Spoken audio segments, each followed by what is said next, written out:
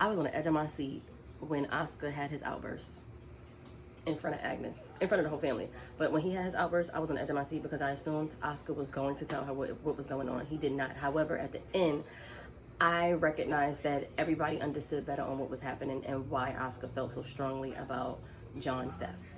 As far as Marion, I'm here for Marion. It's one and done. She didn't even have to hear about what really happened. She made an assumption, and that was enough for her to call off the engagement. However, I am glad that Jack told her the truth, because now she can make an informed decision with all of the information. I don't know how that's gonna go, but I do hope they forgive each other, they work it out, and Larry gets better at telling the truth and being honest and open. As far as Agnes, why is Agnes running away from the lady within the Heritage Society? It is so funny, and it is so funny because she wants to do a story on the space I believe that her family owned generations prior, and that's in the same space that John left Oscar the lake house.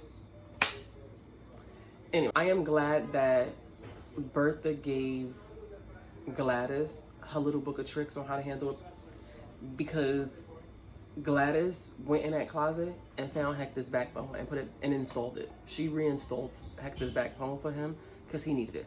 His sister does need to have fun. She needs to go find something else to do, because at the end of the day, y'all made a decision, but now it panned out. Your family is saved. However, your brother is happy.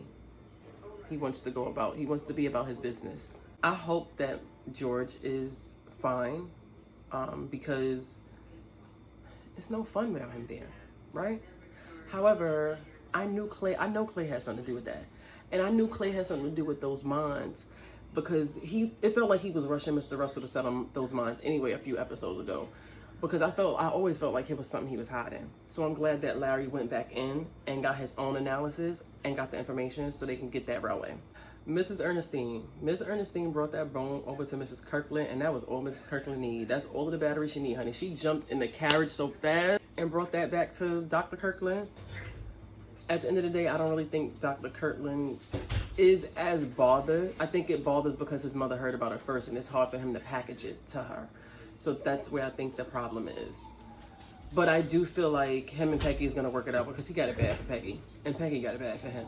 Walt McAllister, you messy. You're messy for writing that book.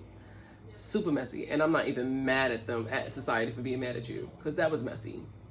Mrs. Finch is so funny for being disgusted at the fact that they called her husband cheap, while in the same breath throwing shade at Mrs. Astor about her daughter and her daughter husband.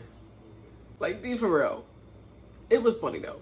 I am so glad that Jack bought a house. I want to see what else he does. I'm so glad that they figured out the mold. It was $40 a print. Back in the day, that was a lot of money. Tell me your thoughts.